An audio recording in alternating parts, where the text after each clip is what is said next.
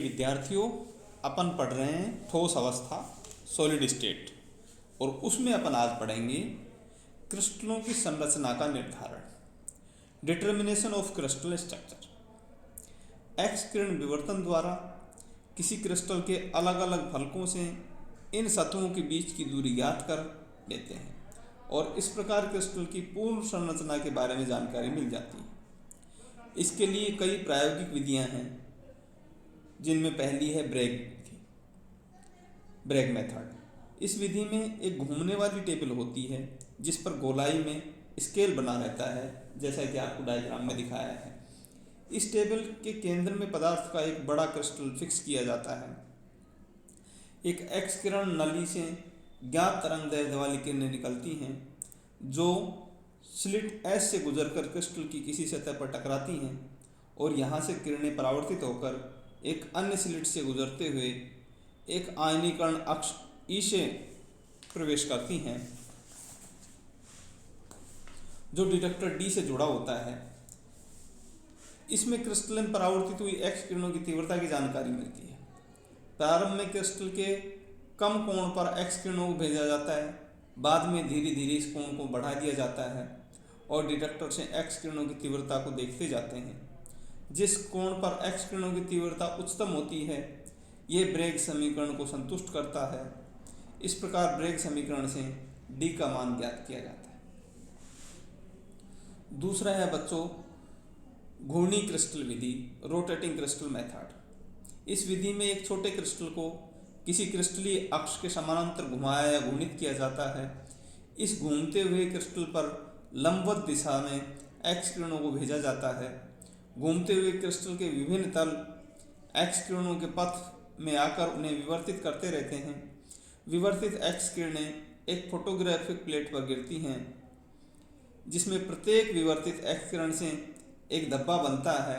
इस प्रकार के चित्र क्रिस्टल के 3 अक्षों के लिए लिए जाते हैं और ये फोटोग्राफ्स की सहायता से क्रिस्टल जालक की दूरियां, एकांक सेल के आकार आदि का परिकलन किया जा सकता है।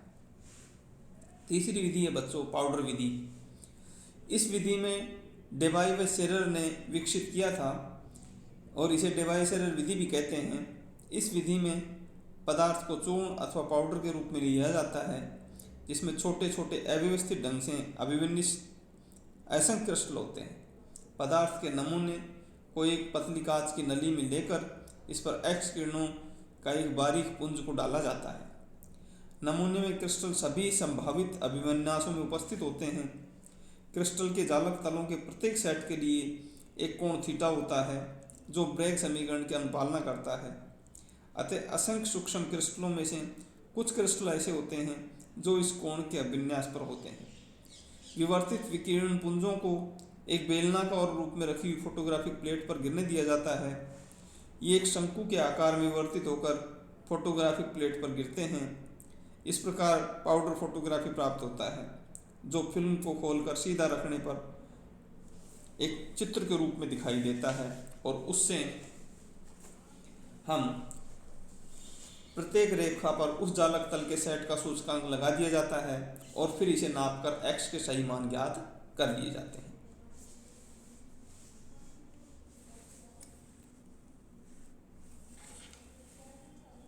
अगली है बच्चों लाउ विधि।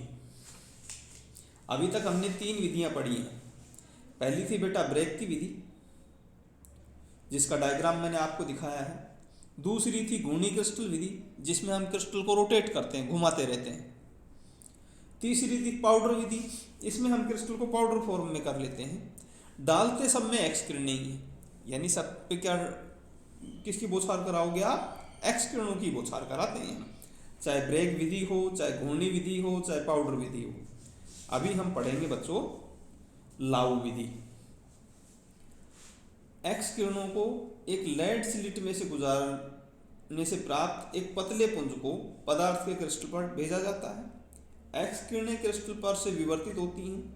इन विवर्तित किरणों को एक फोटोग्राफिक प्लेट पर भेजा जाता है और उस प्लेट को डेवलप करने से एक डिजाइन प्राप्त होता है। प्रत्येक क्रिस्टल प्रकार के लिए यह डिजाइन अभिलक्षणात्मक होता है, सबके लिए अलग अलग होता है बेटा। और इस डिजाइन का विश्लेषण करके उस क्रिस्टल की संरचना हमें आसानी से मिल जाती है। इन डिजाइन के केंद्र में जो गहरा काला धब्बा है वो बिना विवर्तन वाले विकिरण किरणों का द्योतक है, जबकि अन्य धब्बे विवर्तित किरणों के स्थान को दर्शाते हैं। क्रिस्टल के भिन्न भिन्न हिस्सों से वितरित एक्स किरणें केंद्र बिंदु से अलग अलग दूरी पर भिन्न भिन्न कोणों पर भिन्न भिन्न तीव्रता के धब्बे बनाती हैं। इस प्रकार इन डिजाइन से क्रिस्टल की संरचना की जानकारी प्राप्त कर लेते हैं। तो ये विधियां थी बेटा जिससे हम क्रिस्टल की संरचना की जानकारी मालूम कर सकते हैं।